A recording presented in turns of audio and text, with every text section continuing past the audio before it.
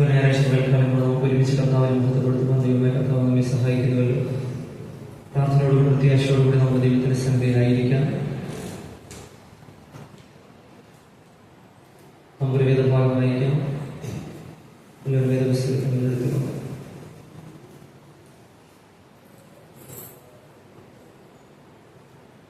ഒന്ന് കൊരിന്ത്യർ 7-ാം അധ്യായം 29-ാമത്തെ വാക്യം ഒന്ന് വായിക്കും. 1 കൊരിന്ത്യർ 7-ാം അധ്യായം 29.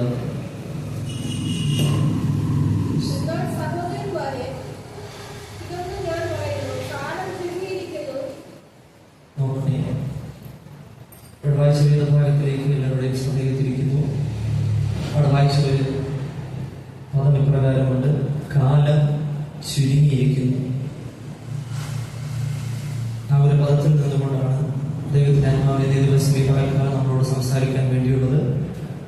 എല്ലാവരും ശ്രദ്ധിച്ചു കാണുന്ന ആ വാക്ക് കാലം ചുരുങ്ങിയിരിക്കുന്നു.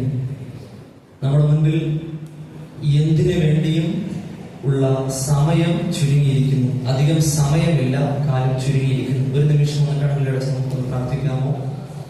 പരിശുദ്ധനായ ദൈവം, ഈ സമയത്തിനായി സ്തോത്രം ചെയ്യുന്നതാണ്. ഇന്ന് ദിവസത്തെ ഈ പകൽക്കാലത്തിലും ദൈവമേ, അങ്ങയുടെ ആലോചനയായി പകരുമാറാകണമേ. ഇതിനകത്തിപ്പോൾ ആയിരിക്കുന്ന എല്ലാവരുടെ ജീവിതത്തിനും ആവശ്യമായിട്ടുള്ള ദൈവത്തിന്റെ ആലോചനയെ അങ്ങ് പകർന്നു നൽകുമാറാകണമേ. അങ്ങയുടെ വചനം വെളിപ്പെടുന്നതിന് തടസ്സമായുള്ള എല്ലാ തടസ്സങ്ങളെയും അത് പൂർണ്ണമായി മാറ്റുമാറാകണമേ. ഹൃദയത്തിനകത്തുള്ള വേദനകൾ, വ്യാകുലതകൾ എല്ലാം പൂർണ്ണമായി മാറ്റി അങ്ങിൽ നിന്ന് പ്രാപിക്കുവാൻ പൂർണ്ണമായിട്ടുള്ള വാഞ്ചയോടുകൂടി ആയിരിക്കുവാൻ ദൈവമേ സഹായിക്കുമാറാകണമേ. എല്ലാവരെയും അതേ കാര്യം ഒരുക്കുന്ന കൃപയ്ക്കായി സ്തോത്രം ചെയ്യുന്നു. മാനമഹത്വമെല്ലാം പൂർണ്ണമായി അങ്ങേക്ക് യേശു ക്രിസ്തുവിന്റെ നാമത്തിൽ തന്നെ പിതാവേ, ആമേൻ. ബന്ധുകൂടെ നമുക്ക് കരമുയർത്തി കർത്താവിനെ സ്തോത്രം ചെയ്യാമോ? Hallelujah, hallelujah, hallelujah. കാലം കൂടുതൽ നമ്മുടെ ജീവിതത്തിനകത്തില്ല. നമുക്ക് കൂടുതൽ കാലമില്ല.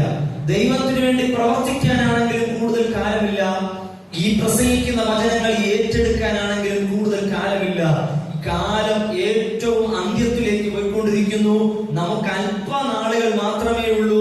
അതുകൊണ്ട് ഒന്നും നഷ്ടമാക്കാതെ സ്വീകരിക്കുവാൻ തക്കവണ്ണം നമ്മുടെ ജീവിതങ്ങളെ കൊണ്ട് ഇടയായി തീരട്ടെ.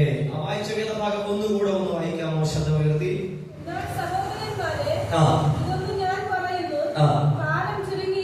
കാലം ചുരുങ്ങിയിരിക്കുന്നു. നമുക്കുള്ള കാലം ചുരുങ്ങിയിരിക്കുന്നു. ഒന്നുകൂടെ പറയുന്നതിൽ എനിക്ക് സന്തോഷമേ ഉള്ളൂ. ഓരോ ബർത്ത്ഡേ വരുമ്പോഴും നമ്മൾ കേക്ക് ഒക്കെ കട്ട് ചെയ്യാറുണ്ട്. ഈ കട്ട് ചെയ്യുന്ന സമയത്ത് മനസ്സിലാക്കിക്കൊള്ളണം, കാലം ചുരുങ്ങിയിരിക്കുന്നു. ഓരോ ദിവസങ്ങൾ മുൻപോട്ട് പോകുമ്പോൾ നമ്മൾ സാക്ഷ്യം പറയത്തില്ലേ, കഴിഞ്ഞ ആഴ്ച ദൈവം എന്നെ കാത്തു സൂക്ഷിച്ചു എന്ന്. ആ സാക്ഷ്യത്തിന്റെ മീനിങ് എന്താന്ന് പറഞ്ഞാൽ കാലം ചുരുങ്ങിയിരിക്കുന്നു. ഇത്രയും നാൾ ദൈവം എന്നെ പരിപാലിച്ചു എന്ന് പറഞ്ഞില്ലേ, അർത്ഥം ഇത്രയേ ഉള്ളൂ, കാലം ചുരുങ്ങിയിരിക്കുന്നു. ഇന്നത്തെ ഡേറ്റ് നിങ്ങൾ നോക്കിയിട്ട് ഡേറ്റ് ഒക്കെ നോക്കി നമ്മൾ ചിന്തിക്കത്തില്ലേ, 24-ാം തീയതിയായി. അത് പറയുമ്പോഴേ മനസ്സിലാക്കിക്കോളണം, നിങ്ങളുടെ കാലം ചുരുങ്ങിയിരിക്കുന്നു. കഴിഞ്ഞ നാളുകളിൽ നിന്ന് നമ്മുടെ കാലം ചുരുങ്ങി മുൻപോട്ട് പോയിക്കൊണ്ടിരിക്കുമ്പോൾ ഇന്നേ ദിവസം ഈ പകൽക്കാലവും പരിശുദ്ധാത്മാവിൽ പറയാനുള്ളത്, കാലം ചുരുങ്ങിയിരിക്കുന്നു. ചെയ്യുവാനുള്ളതൊക്കെ വേഗത്തിൽ അങ്ങ് ക്രമീകരിക്കുക. കാലം ചുരുങ്ങിയിരിക്കുന്നു. പിന്നെ അധികം നാൾ വേണമെന്നില്ല. എന്തുകൊണ്ടാ? നമുക്ക് അതിനും ഉദാഹരണം നമ്മുടെ കർത്താവായ യേശു ക്രിസ്തു തന്നെയാ. 3.5 വർഷം കൊണ്ട് എത്ര നൂറ്റാണ്ടുകൾ ഇനി മനുഷ്യൻ ജീവിച്ചാലും ആ മനുഷ്യർക്കെല്ലാം ആവശ്യമുള്ളതിനെ വെറും 3.5 വർഷം കൊണ്ട് ചെയ്ത് തികച്ച ഒരു കർത്താവാണ് നമ്മുടെ കർത്താവ്. അങ്ങനെ പറയാൻ പറ്റുന്നുണ്ടോ നിങ്ങൾക്ക്? വെറും 3.5 വർഷം കൊണ്ട് മനുഷ്യൻ എത്ര നൂറ്റാണ്ട് ജീവിച്ചാലും എങ്ങനെ ജീവിക്കണം എന്നുള്ളതിന്റെ മാതൃകയും, എത്ര നൂറ്റാണ്ട് ജീവിച്ചാലും വചനം വായിച്ച് പഠിക്കാൻ തക്കവണ്ണമുള്ള വചനങ്ങളെയും 3.5 വർഷം കൊണ്ട് തന്നിട്ട് പോയ ഒരു കർത്താവാണ് നമ്മുടെ കർത്താവ്. ചുരുങ്ങിയിരിക്കുന്ന കാലം കൊണ്ട് കർത്താവ് നമുക്ക് വേണ്ടി നൽകിയെങ്കിൽ, ചുരുങ്ങിയ പീരീഡ് കൊണ്ട് നമ്മൾ അതുപോലെ ദൈവസന്നിധിയിൽ കാണപ്പെടണം. നമുക്ക് മാത്രമാണോ കാലം ചുരുക്കം മനസ്സിലാവുന്നത്?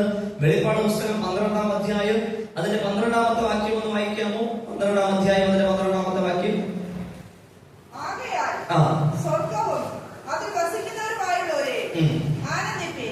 ഭൂമിക്കും സമുദ്രത്തിനും അയ്യോ കഷ്ടം, പിശാച് തനിക്ക് അല്പ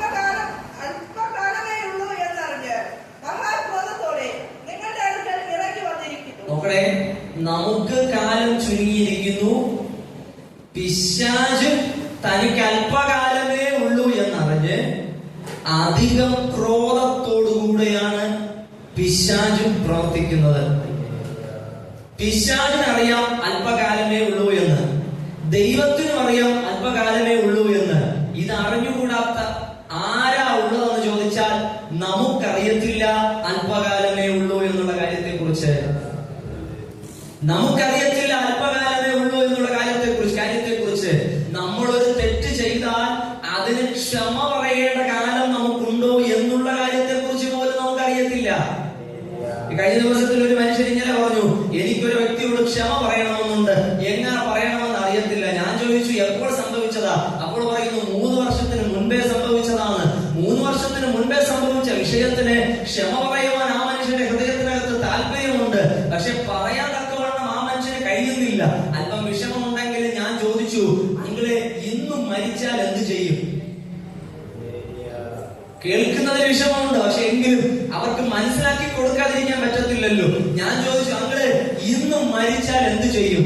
ആ പങ്കൾ ഇങ്ങനെ നിർത്തിയിട്ട് എന്റെ മുഖത്തേക്ക് ഇങ്ങനെ നോക്കി. അപ്പോൾ ഞാൻ പറഞ്ഞു, ക്ഷമ പറയാൻ കാലം കിട്ടുമെന്ന് ചിന്തിക്കരുത്. ക്ഷമ പറയാൻ കാലം ഇനിയും കിട്ടുമെന്ന് ചിന്തിക്കരുത്. അതാ പറയുന്നത്, പ്രതിയോഗിയായ പിശാച് വഴിയിൽ നിൽക്കുമ്പോഴേ നമ്മൾ നികന്നുകൊള്ളണം. എന്തിനു വേണ്ടിയാന്ന് ചോദിച്ചട്ടെ, ഞാൻ നിർത്തി പറഞ്ഞു തരാം. എന്തിനു വേണ്ടിയാന്ന് ചോദിച്ചേ, നമ്മൾ ക്ഷമ പറയാത്ത വിഷയം ഉള്ളപ്പോഴാണ് പിശാചിന് നമ്മളെ തകർത്ത് കളയുവാൻ ഏറ്റവും ഇഷ്ടം. ശ്രദ്ധിച്ചു കേൾക്കണം. നമ്മൾ ക്ഷമ പറയാത്ത വിഷയം ഉള്ളപ്പോഴാണ് പിശാചിന് നമ്മെ തകർത്ത് കളയുവാൻ ഏറ്റവും ഇഷ്ടം. കാരണം വ്യക്തമാക്കി തരാം. ഞാൻ എല്ലാ കാര്യങ്ങളും ദൈവത്തോട് ക്ഷമ ചോദിച്ച് നിരപ്പ് പ്രാപിച്ച് അങ്ങനെ ഇരിക്കുന്ന എന്നെ പിശാച് വന്ന് തകർത്ത് കളഞ്ഞാൽ ഞാൻ പാട്ടും പാടി സ്വർഗത്തിൽ പോകത്തില്ലേ? യേശുവിന്റെ നാമത്തിൽ അർത്ഥം മനസ്സിലാകുന്നവർ മാത്രം ദൈവത്തിന് സ്തോത്രം ചെയ്തുകൊണ്ടിരിക്കണം. ഞാൻ എല്ലാ തെറ്റുകളും ക്ഷമ പറഞ്ഞ് നിരപ്പ് പ്രാപിച്ച് ദൈവത്തോടുള്ള നിലയിൽ ഭക്തിയോടെ ഇരിക്കുന്ന സമയത്ത് എന്നെ തകർത്ത് കളയാൻ പിശാച് വന്നാൽ ഞാൻ പാട്ടും പാടി സുഖമായി സ്വർഗത്തിൽ പോകും. ഇത് പിശാചിനും അറിയാം. അതുകൊണ്ട് പിശാച് ക്ഷമ പറഞ്ഞ് ഏറ്റുപറഞ്ഞ് അങ്ങനെ ഇരിക്കുന്ന മനുഷ്യനെ അല്ല തൊടുന്നത്. എന്തെങ്കിലും വിഷയത്തിൽ ക്ഷമ പറയുന്ന കാര്യത്തിൽ പെൻഡിങ് ഉള്ള മനുഷ്യനെ നോട്ടമിട്ട് വന്ന് തൊടും. കാരണം എന്തെന്ന് ചോദിച്ചു കഴിഞ്ഞാൽ അവനെ നശിപ്പിക്കാൻ മാത്രമേ പിശാചിനെ കൊണ്ട് കഴിയത്തുള്ളൂ. യേശുവിന്റെ നാമത്തിൽ പിശാചിനെ നശിപ്പിക്കാൻ കഴിയുന്നത് ആരെയെന്ന് ചോദിച്ചാൽ ഇന്നും ക്ഷമ പറഞ്ഞിട്ടില്ലാത്ത മനുഷ്യനെ മാത്രമേ പിശാച് നശിപ്പിക്കാൻ കഴിയൂ. ക്ഷമ ചോദിച്ചു കഴിഞ്ഞാൽ ക്ഷമിക്കുന്ന ഒരു അപ്പൻ നമുക്കുണ്ട്. ക്ഷമ ചോദിച്ചാൽ ഏറ്റുപറഞ്ഞ് ഉപേക്ഷിക്കാൻ തയ്യാറായാൽ നമുക്ക് വേണ്ടി ക്ഷമിക്കുന്ന ഒരു അപ്പൻ നമുക്കുണ്ട്. അതുകൊണ്ട് പിശാചിനറിയാം, ഇവൻ അധരം തുറന്ന് ക്ഷമ ചോദിച്ചാൽ ഏത് വിഷയത്തിനും കർത്താവ് ക്ഷമ നൽകും. അതുകൊണ്ട് പിശാചിന്റെ ഏറ്റവും വലിയ പദ്ധതിയാ നമ്മളോട് വന്നിട്ട് പറയും, നിനക്ക് സമയമുണ്ട്, നീ ഇപ്പോൾ ക്ഷമ ചോദിക്കണ്ട. നിനക്ക് സമയമുണ്ട്, നീ ഇപ്പോൾ നികന്നുകൊള്ളേണ്ട.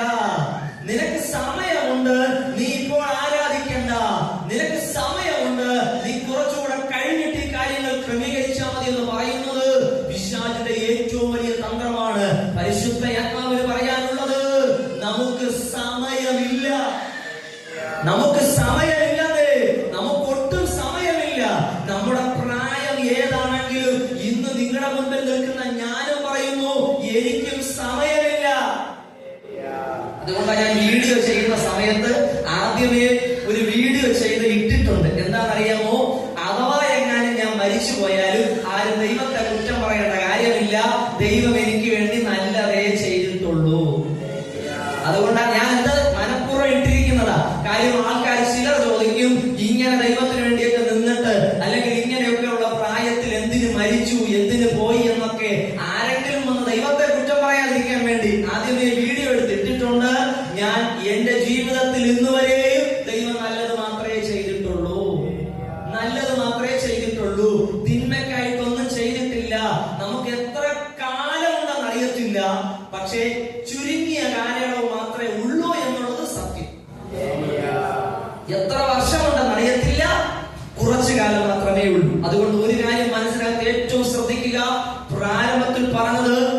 ക്ഷമ പറയേണ്ട വിഷയങ്ങൾ ക്ഷമ പറയുന്ന കാര്യത്തിൽ ശ്രദ്ധിക്കുക,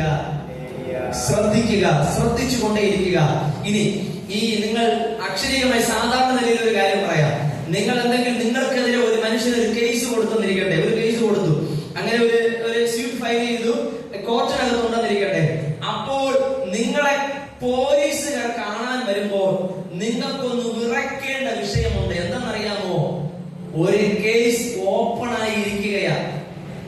നിങ്ങളെ പിടിച്ച് അകത്തിടാൻ അതിനകത്ത് വകുപ്പുണ്ട്. പക്ഷേ നിങ്ങൾക്ക് അതിന് ജാമ്യം കിട്ടിക്കഴിഞ്ഞാൽ ആ പോലീസുകാർ വരുമ്പോഴും നിങ്ങൾക്കൊരു ധൈര്യമുണ്ട്, എനിക്ക് ജാമ്യം കിട്ടിയിട്ടുണ്ട് എന്ന് പറഞ്ഞ കോടതിയുടെ പേപ്പർ നിങ്ങൾക്ക് കാണിക്കാം. ഇതുപോലെയാണ് നിങ്ങൾ അല്പമെങ്കിലും ഒന്ന് വീണു പോയാലും നിങ്ങൾ തിരിച്ചു കാണിക്കാൻ വേണ്ടി ദൈവത്തിന്റെ ക്ഷമ പ്രാപിച്ച പേപ്പർ നിങ്ങളുടെ കൈകളിൽ ഉണ്ടായിരിക്കണം. ദൈവം എന്നോട് ക്ഷമിച്ചു എന്ന് പറയത്തക്കവണ്ണം ആ പേപ്പർ നമ്മുടെ കരങ്ങളിൽ ഉണ്ടായിരിക്കണം. ഈ പേപ്പറിന്റെ താഴെ സീൽ വെച്ചിരിക്കുന്നത് മഷി വെച്ചിട്ടല്ല. ഈ പേപ്പറിന്റെ താഴെ സീൽ വെച്ചിരിക്കുന്നത് കാൽവരി ക്രൂശിലെ രക്തം കൊണ്ടാ. യേശു ക്രിസ്തുവിന്റെ രക്തം കൊണ്ട് ഈ പേപ്പറിന് താഴെ ഒരു സീൽ വെച്ചിട്ടുണ്ട്. എന്താന്ന് പറഞ്ഞാൽ ഞാൻ ക്ഷമിച്ചിരിക്കുന്നു. ഈ പേപ്പറിനകത്ത് വിഷയങ്ങളെ എഴുതത്തക്കവണ്ണം എന്റെ അതരം കൊണ്ട് ഞാൻ ഓരോന്നോരോന്നായി പറഞ്ഞ് ഇന്ന വിഷയങ്ങൾ ഉണ്ട് കർത്താവേ എന്ന് പറയുമ്പോൾ ദൈവം രക്തം കൊണ്ട് അതിന്റെ താഴെ ഒരു സീൽ വയ്ക്കും, ഞാൻ ക്ഷമിച്ചിരിക്കുന്നു. ഈ പേപ്പർ കൊണ്ട് നടക്കുന്നതാ നമ്മുടെ തന്റേടം, നമ്മുടെ ധൈര്യമത.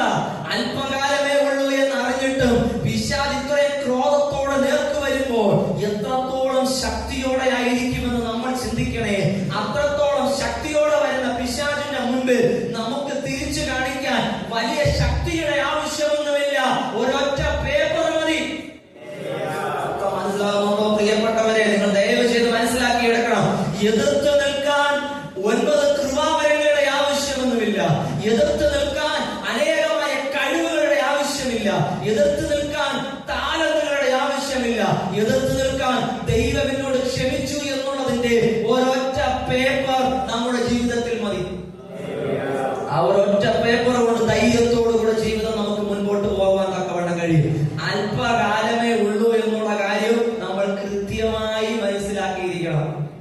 ഇനി ഇത് പറയുമ്പോൾ തന്നെ എനിക്കതൊരു സന്തോഷമേ ഉള്ളൂ. നമ്മളെല്ലാവരും ഈ മരണവീട്ടിൽ ചെന്നിരിക്കുമ്പോൾ പാട്ട് പാടുന്ന സമയത്ത് ഒരു പ്രത്യേക ഫീലാണ്. നിങ്ങൾ അത് അനുഭവിച്ചിട്ടുണ്ടായിരിക്കും. മരണവീട്ടിൽ ചെന്നിരുന്ന് പാട്ട് പാടുമ്പോൾ അതൊരു പ്രത്യേക ഫീലാണ്.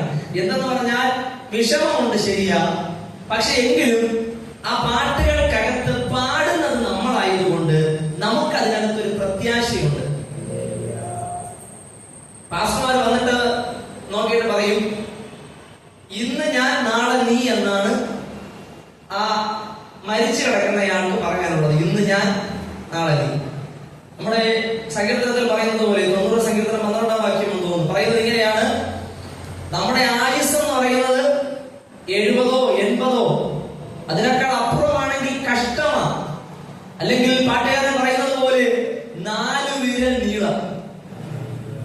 അത് കഴിഞ്ഞിട്ടുള്ള ആയുസ് നമുക്കില്ല എന്നുള്ള നിലയിൽ കുറഞ്ഞ ആയുസ് ഒരു പിരീഡിനകത്ത് ദൈവം നമ്മെ നിർത്തിയിരിക്കുമ്പോൾ ഇതിനകത്ത് ഒന്ന് പറഞ്ഞു ക്ഷമ പറയാൻ തയ്യാറാകണം. രണ്ടൊരു വിഷയം അതിനകത്തുണ്ട്. ദൈവത്തെ സ്നേഹിക്കുവാൻ ഇത്രയും സമയമേ നമുക്കുള്ളൂ. ദൈവത്തെ സ്നേഹിക്കാൻ ഇത്രയും സമയമേ നമുക്കുള്ളൂ. അധികം സമയം നമുക്ക് കിട്ടത്തില്ല. ചിലപ്പോൾ നാളെയാണ് മരിക്കുന്നതെങ്കിൽ ദൈവത്തെ സ്നേഹിക്കാനുള്ള കാലയളവ് എത്രയാണ് നമുക്കിനിയുള്ളത്? ഇന്നൊരു ദിവസം മാത്രം. നിങ്ങൾ ശ്രദ്ധിച്ച് മനസ്സിലാക്കണമേ.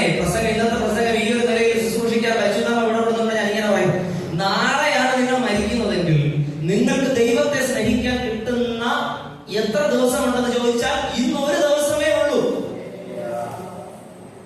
അപ്പോൾ ഇന്നൊരു ദിവസം നമ്മൾ നഷ്ടമാക്കി കളഞ്ഞാൽ നമുക്ക് നാളെ എന്നുള്ള ദിവസം ദൈവത്തെ സ്നേഹിക്കാൻ വേണ്ടിയില്ല. അത് ഈ സ്നേഹത്തെ കുറിച്ച് ഇങ്ങനെ ചിന്തിച്ചുകൊണ്ടിരുന്ന സമയത്ത് ഞാനിങ്ങനെ ഒരു ദിവസം ഇവിടെ ചർച്ചിൽ ഇങ്ങനെ ഇരിക്കുന്ന, ഞാൻ അന്ന് പാട്ടൊക്കെ പാടി ഇങ്ങനെ പ്രാർത്ഥിച്ചുകൊണ്ടിരിക്കുന്ന സമയത്ത് പെട്ടെന്ന് കീബോർഡ് കൂടെ ഉണ്ടായിരുന്നു. ഞാൻ ഇരിക്കുന്ന സമയത്ത് മനസ്സിലാക്കി ഇങ്ങനെ ഒരു വാക്ക് ഇങ്ങനെ വന്നു. നമുക്ക്, പ്രത്യേകിച്ച് നമുക്കൊക്കെ സ്നേഹം എന്നുള്ളൊരു വാക്ക് പറയുമ്പോഴേ ഏറ്റവും ആദ്യം ഓർമ്മ വരുന്നത് നമ്മുടെ കർത്താവിനെയാണ്. അല്ലെ, അങ്ങനെയല്ലേ വരുന്നത്? സ്നേഹം എന്നുള്ള വാക്ക് പറയുമ്പോഴേ നമുക്ക് ഏറ്റവും ആദ്യം ഓർമ്മ വരുന്നത് നമ്മുടെ കർത്താവിനെയാണ്. എന്തുകൊണ്ടെന്ന് പറഞ്ഞാൽ സ്നേഹം ഏത് ലെവലാണെന്നുള്ള നിലയിൽ കാണിച്ചു തന്നത് കർത്താവായ യേശു ക്രിസ്തുവാണ്. സ്നേഹം എന്താണെന്നുള്ള നിലയിൽ കാണിച്ചു തന്നത് യേശു ക്രിസ്തുവാണ്. ഇനി അതുപോട്ടെ, ആ ഒരു നിലയിൽ മാത്രം കൊണ്ട് അവസാനിക്കുന്ന ഒന്നല്ല. നമ്മളെ കുറിച്ച് നമ്മൾ അറിയുന്നതിന് മുൻപ് നമ്മളെ സ്നേഹിച്ച ഒരു ദൈവം. എനിക്ക് ആ വാക്ക് കേട്ടപ്പോൾ ഭയങ്കര സന്തോഷം തോന്നി. എന്താന്ന് പറഞ്ഞു കഴിഞ്ഞാൽ, ഈ നീ നിന്റെ അമ്മയുടെ ഉദരത്തിൽ ഉരുവാകുന്നതിന് മുൻപേ ഞാൻ നിന്നെ കണ്ടു. പക്ഷേ അപ്പോൾ എനിക്ക് എന്നെ അറിയത്തില്ല. യേശുവിന്റെ നാമത്തിൽ ആ ഒരു നിങ്ങൾക്ക് സന്തോഷം തോന്നുന്നുണ്ടോ ആ ഒരു വിഷയത്തിൽ? നീ നിന്റെ അമ്മയുടെ ഉദരത്തിൽ ഉരുവാകുന്നതിന് മുൻപേ ദൈവം നമ്മളെ കണ്ടു. പക്ഷെ അപ്പോൾ എനിക്ക് എന്നെ അറിയത്തില്ല. എനിക്ക് എന്നെ പരിചയപ്പെടാൻ തുടങ്ങിയതിന് ശേഷമാണ് ഞാൻ ഇത്രയും ദൈവത്തോട് കളിക്കുന്നത്. ഞാൻ എന്നെ എത്രത്തോളം പരിചയപ്പെടാൻ തുടങ്ങിയോ അത്രത്തോളം ഞാനിപ്പോൾ ദൈവത്തെ കളിപ്പിക്കാൻ തുടങ്ങുമ്പോഴും ഒരു കാര്യം മനസ്സിലാക്കിക്കൊള്ളാം, ഞാൻ എന്നെ അറിയുന്നതിന് മുൻപേ എന്നെ സ്നേഹിച്ച ഒരു ദൈവം നമുക്കുണ്ട്. എന്നെ സ്നേഹിച്ച ഒരു ദൈവം നമുക്കുണ്ട്.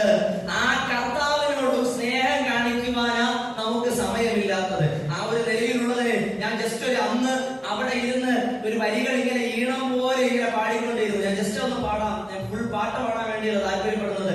അന്ന് ആ ഒരു സമയത്തിൽ അങ്ങനെ ഇരുന്ന് ഇങ്ങനെ പാടി കർത്താവിനെ ആരാധിച്ചുകൊണ്ടിരുന്നു. കാര്യം എന്ന് പറഞ്ഞു കഴിഞ്ഞാൽ അതിങ്ങനെയാണ്: യേശുവിന്റെ നാമത്തിൽ, യേശുവിന്റെ നാമത്തിൽ, യേശുവിന്റെ നാമത്തിൽ. സ്നേഹമെന്താണെന്ന് സ്നേഹിച്ച സ്നേഹം ഞാൻ എന്നെ അറിയുന്നു.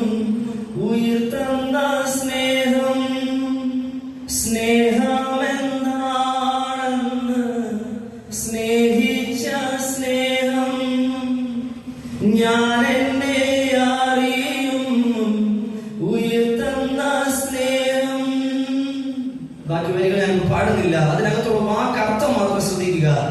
യേശു ക്രിസ്തു കാൽവരി ക്രൂശിൽ യാഗമായത് ഞാൻ എന്ന വ്യക്തി ജനിക്കുന്നതിന് പല വർഷം മുൻപ്. ഞാൻ എന്ന വ്യക്തി ജനിക്കുന്നതിനും പല വർഷം മുൻപാണ് യേശു ക്രിസ്തു കാൽവരി ക്രൂശിൽ യാഗമായത്. പക്ഷേ അന്നും എന്നെ സ്നേഹിച്ച ഒരു സ്നേഹം ഉണ്ടായിരുന്നു. അന്നും എന്നെ സ്നേഹിച്ച ഒരു സ്നേഹം ഉണ്ടായിരുന്നു. നിങ്ങളുടെ വയറ്റിനകത്ത് ഒരു കുഞ്ഞ് ജനിക്കുമ്പോൾ ആ കുഞ്ഞിന് വേണ്ടിയുള്ള ഡ്രസ്സ് നോക്കുമ്പോൾ നിങ്ങളുടെ കണ്ണിനകത്ത് ഉണ്ടാകുന്ന ഒരു സന്തോഷമുണ്ട്. ആ കുഞ്ഞിന് വേണ്ടിയുള്ള ഒരു സാധനങ്ങൾ വാങ്ങുമ്പോൾ നിങ്ങളുടെ ഹൃദയത്തിനകത്ത് ഉണ്ടാകുന്ന ഒരു സന്തോഷമുണ്ട്. ഈ സന്തോഷം പോലെ യേശു ക്രിസ്തു കാൽവരി ക്രൂശിൽ യാഗമാകുമ്പോൾ എന്നോ ജനിക്കാനിരിക്കുന്ന എന്നെ കുറിച്ച് ഓർത്ത് അന്ന് കർത്താവിന് ഒരു സന്തോഷം ഉണ്ടായി എന്നാണ് ഞാൻ വിശ്വസിക്കുന്നത്. നിങ്ങൾ വിശ്വസിക്കുന്നുണ്ടോ? ഞാൻ എന്നെ അറിയുന്നതിന് മുൻപേ എനിക്ക് വേണ്ടി ഉയിർ തന്ന, എനിക്ക് വേണ്ടി ജീവൻ തന്ന ഒരു കർത്താവിന്റെ സ്നേഹം ഉണ്ടായിരുന്നു. ആ കർത്താവിനെ സ്നേഹിക്കാൻ എനിക്ക് അധികം നാളുകളൊന്നുമില്ല. എന്നെ സ്നേഹിച്ച ആ കർത്താവിനെ തിരിച്ചു സ്നേഹിക്കാൻ അധികം നാളുകളില്ല എന്നുള്ള കാര്യത്തെ കുറിച്ചൊന്ന് മനസ്സിലാക്കണമേ. ഞാൻ പറഞ്ഞല്ലോ, നമ്മുടെ മരണ വീട്ടിലൊക്കെ പോകുമെന്ന് പറഞ്ഞല്ലോ. എന്നാലും അതിന് 2-3 വരികളൊന്നും പാടുന്നത് എനിക്ക് സന്തോഷമേ ഉള്ളൂ. നിങ്ങൾ കൂടെ ഒന്ന് ചേർന്ന് അതിന്റെ അർത്ഥം നമുക്ക് ഇതുപോലുള്ള സമയങ്ങളിൽ ഒന്ന് മനസ്സിലാക്കാൻ പറ്റത്തുള്ളൂ. അതുകൊണ്ടൊന്ന് ചേർന്ന് അതിന്റെ കൂടെ ഒന്ന് പാടി നിങ്ങളും ഒന്ന് അതിന്റെ അർത്ഥം ഒന്ന് മനസ്സിലാക്കിയാട്ടെ. യേശുവിന്റെ നാമത്തിൽ ഹല്ലേലൂയ. സമയമാ രഥത്തിൽ ഞാൻ സ്വർഗയാത്ര ചെയ്യുന്നു. സമയമാ രഥത്തിൽ ഞാൻ സ്വർഗയാത്ര ചെയ്യുന്നു. എൻ സ്വദേശം കാൺമദീന ബദ്ധപ്പെട്ടോടിടുന്നു.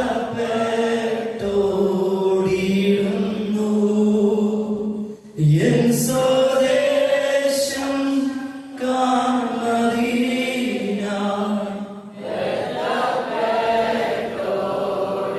ബദ്ധപ്പെട്ടോടിടുന്നു.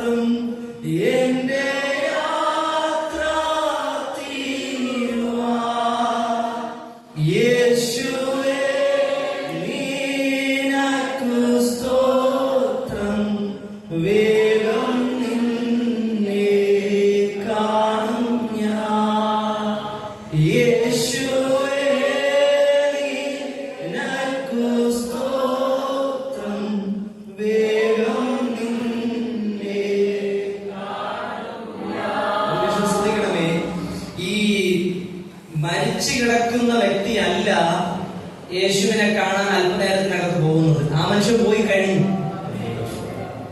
പോയി കഴിഞ്ഞു. നമ്മൾ പാട്ട് പാടുന്നത് ഈ മരിച്ചു കിടക്കുന്ന വ്യക്തിക്ക് വേണ്ടിയല്ല. ആ മനുഷ്യൻ മരിച്ച സെക്കൻഡിൽ തന്നെ ആ മനുഷ്യൻ ചേരുന്ന വ്യക്തിയിലേക്ക് ചേർന്ന് കഴിഞ്ഞു. ഇത് പാടുന്നത് തന്നെ ആർക്ക് വേണ്ടിയാ?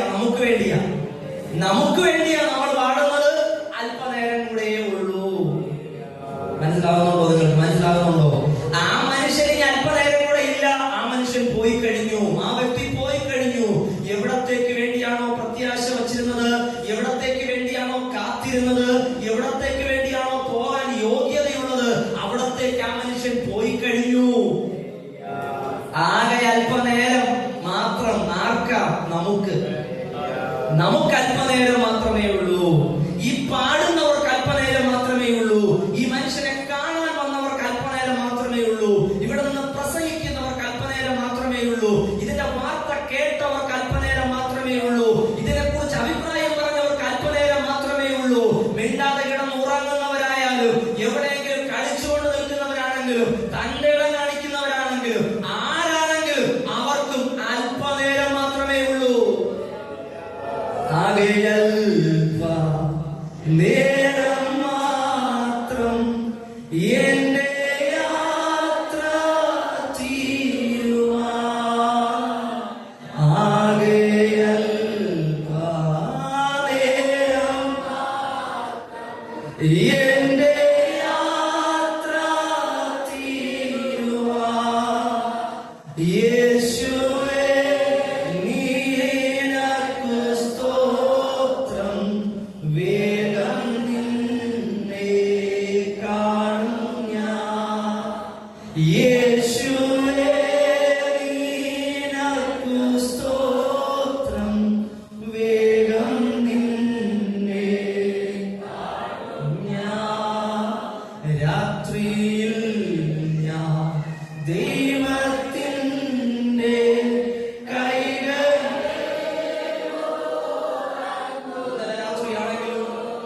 രാത്രിയിൽ ഞാൻ ദൈവത്തിന്റെ കൈകളിൽ ഉറങ്ങുന്നു. അപ്പോഴും രഥത്തിന്റെ ചക്രം മുൻപോ. അപ്പോഴും ഞാൻ യാത്രയിലാണ്. അപ്പോഴും രഥത്തിന്റെ ചക്രം മുൻപോടുന്നു. രാവിലെ ഞാൻ ഉണരുമ്പോൾ ഭാഗ്യമുള്ളോർ നിശ്ചയം. രാവിലെ ഞാൻ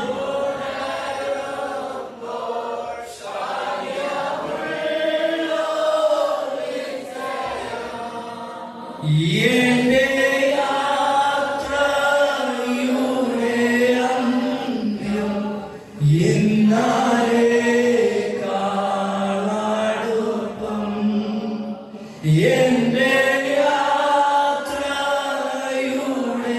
അന്ത്യം ഇന്നലെക്കാളടുപ്പം. രഥത്തിൽ ഞാൻ സ്വർഗ്ഗയാത്ര ചെയ്യുന്നു.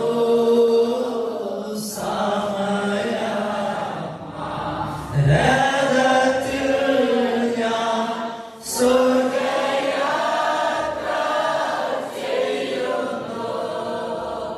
എൻ സ്വദേശം കാൺമരീന ബദ്ധപ്പെട്ടോടിടുന്നു. എൻ സ്വദേശം കാൺമരീന ബദ്ധപ്പെട്ടോടിടുന്നു.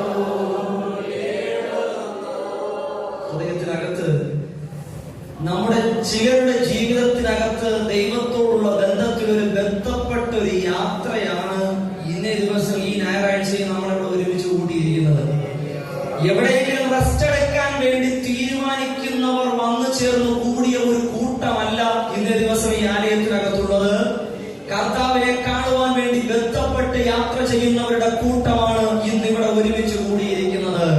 എന്റെ യേശു കർത്താവിനെ എനിക്ക് കാണണമെന്നുള്ള അതിയായ വാഞ്ചയിൽ എത്രത്തോളം ബന്ധപ്പെട്ട് എനിക്ക് യാത്ര ചെയ്യുവാൻ കഴിയുമോ അത്രത്തോളം ബന്ധപ്പെട്ട് ഞാൻ യാത്ര ചെയ്യുമെന്നുള്ള നിലയിൽ എന്റെ ഹൃദയത്തിനകത്ത് തോന്നിയ ഒരു താല്പര്യമാണ് എന്നെ ഇവിടെ കൊണ്ടുവന്ന് എത്തിച്ചിരിക്കുന്നത്.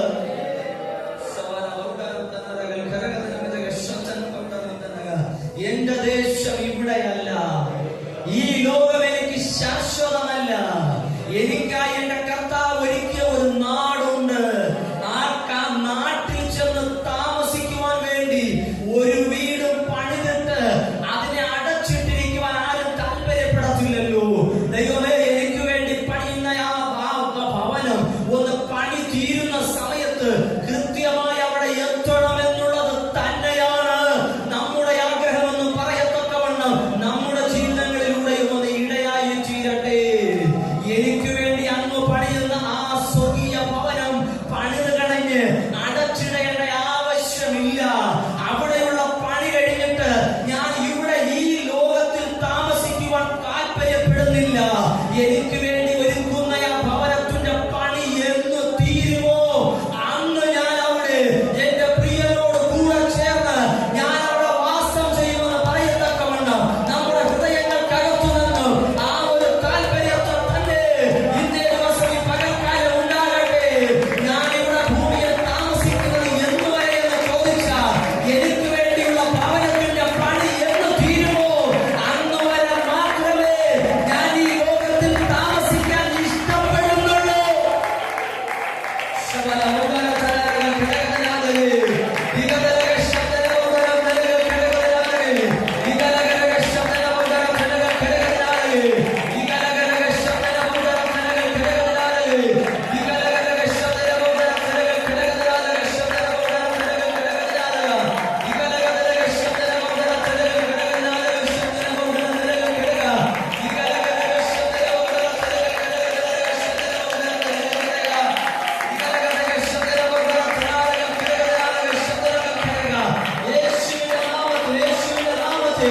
എനിക്ക് ഈ ലോകത്തിൽ താല്പര്യപ്പെടാൻ ഈ താമസിക്കുവാൻ താല്പര്യപ്പെട്ടുകൊണ്ടല്ല എന്ന് പറയുക.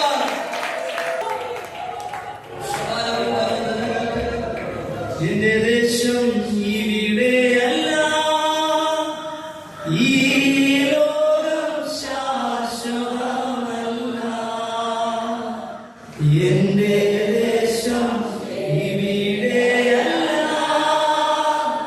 ഈ ലോകം ശാശ്വതമല്ല. എനിക്കായി യേശുനായകൻ ഒരുക്കുന്നുണ്ടൊരു ഭവനം. എനിക്കായി യേശുനായകൻ ഒരുക്കുന്നുണ്ടൊരു ഭവനം. എന്റെ ദേശം ഇവിടെയല്ല, ഈ ലോകം ശാശ്വതമല്ല. എന്റെ ദേശം ഇവിടെയല്ല, ഈ ലോകം ശാശ്വതമല്ല. എനിക്കായി യേശുനായകൻ ഒരുക്കുന്നുണ്ടൊരു ഭവനം. എനിക്കായി യേശുനായകൻ ഒരുക്കുന്നുണ്ടൊരു ഭവനം. പണി തീരുന്ന സമയത്ത് ഓരോരുത്തരായി നമ്മുടെ കണ്ണിൻ മുമ്പിൽ നിന്ന് പറന്നു പോയിക്കൊണ്ടേയിരിക്കും. നമ്മുടെ കൂടെയുള്ളവർ അനേകർ പറന്നു പോയിക്കൊണ്ടേയിരിക്കും. നമ്മുടെ ചാർച്ചക്കാർ പലർക്കാണ് പറന്നു പോയിക്കൊണ്ടേയിരിക്കും. നമ്മളും ഒരു ദിവസമാകുമ്പോൾ മറ്റൊന്നും കാണുവാൻ കഴിയാതെ ഉയരത്തിലേക്ക് പോകുന്ന ഒരു സമയവുമുണ്ട്. പക്ഷെ അവിടെ ചെന്ന് കണ്ണു തുറന്ന് നോക്കുമ്പോൾ കാണുന്നത് പോലെ, കണ്ണു തുറന്ന് നോക്കുമ്പോൾ കാണുന്നത് എന്നെ സ്നേഹിച്ച എനിക്ക് വേണ്ടി ജീവൻ തന്ന കർത്താവ് ഒരു വലിയ ഒരു ഭവനത്തിന്റെ താക്കോലുമായി മുൻപിൽ നിന്നിട്ട് പറയുന്നു, നിന്റെ ഓട്ടം, നിന്റെ അധ്വാനം, നിന്റെ യാത്ര ഇനി അവസാനിച്ചിരിക്കുന്നു. ഇനി നീ വിശ്രമിക്കുവാനുള്ള സമയമാണ്. അല്പസമയത്തേക്കായിരുന്നു നിന്റെ യാത്ര, അല്പനാളുകൾക്ക് വേണ്ടിയായിരുന്നു നിന്റെ യാത്ര, അല്പ ദിവസങ്ങൾക്ക് വേണ്ടിയായിരുന്നു നിന്റെ യാത്ര. ഇനി നിന്റെ യാത്ര ഇനി അധികം കാലമില്ല എന്നുള്ള നിലയിൽ പറഞ്ഞുകൊണ്ട് അതെല്ലാം അവസാനിപ്പിക്കുന്ന നാളുകളെ പോലെ, അങ്ങനെ അവസാനിപ്പിക്കുന്ന നാളുകൾ നമ്മുടെ മുൻപിലുള്ളതിനാൽ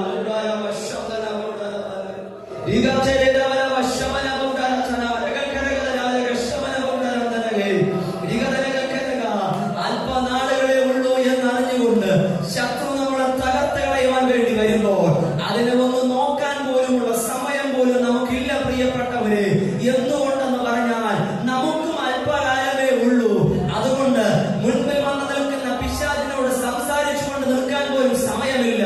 ദൈവത്തിന് വേണ്ടി ചെയ്തു തീർക്കാൻ വേണ്ടിയുള്ള അനേക വിഷയങ്ങൾ എന്റെ മുൻപിലുള്ളത് കൊണ്ട് ഞാൻ അതിനുവേണ്ടി ബന്ധപ്പെട്ടുകൊണ്ട് ആരെയും നോക്കാതെ, ആരെയും വകവെക്കാതെ ദൈവത്തിന്റെ മുഖത്തെ മാത്രം നോക്കിക്കൊണ്ട് ഞാൻ എന്റെ ജീവിതത്തെ മുൻപോട്ട് കൊണ്ടുപോകുന്നു എന്നുള്ള നിലയിൽ വേഗത്തിൽ കാര്യങ്ങളെ ക്രമീകരിക്കുവാൻ ഇന്നേ ദിവസം ഈ പകൽക്കാലം പരിശുദ്ധാത്മാവിന് പറയാനുള്ളത്, വേഗത്തിൽ കാര്യങ്ങളെ ക്രമീകരിക്കാനുള്ള നാളുകളായി വേഗത്തിൽ കാര്യങ്ങളെ ക്രമീകരിക്കുന്നത് പോലെ ചെയ്യുവാനുള്ള വിഷയങ്ങൾക്ക് ഇനിയും കാലതാമസം വരുത്താതെ, ഇനിയും നീട്ടിക്കളയാതെ, ഇനിയും നീട്ടിവെക്കാതെ വേഗത്തിൽ കാര്യങ്ങളെ ക്രമീകരിക്കുവാൻ കർത്താവ് അപ്രകാരം ആലോചന പറയുകയാണ്. ഇന്നേ ദിവസം ഈ പകൽക്കാലം അപ്രകാരമുള്ള തീരുമാനം വെളിപ്പെടട്ടെ. ദൈവത്തിന്റെ